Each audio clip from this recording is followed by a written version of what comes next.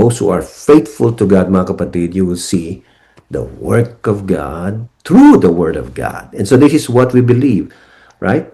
The growth will happen when the seed is really planted deeply, and when the seed is in the heart of people and it's producing. Ito po ang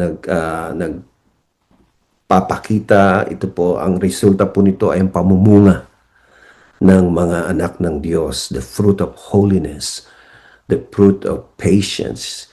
All these fruit of the Holy Spirit, I believe they are all tied up to the Word of God. At kapag ang salita ng Diyos ay nananahan sa ating mga buhay, sa ating mga puso, makikita po natin, you become more patient. You become more self-control. Basically, mga kapatid, you have joy. You have this love sa ating buhay. You have the peace of God. And so what we're saying, you are truly growing. Ito po ang tunay na paglago. At ito ang tunay na bunga.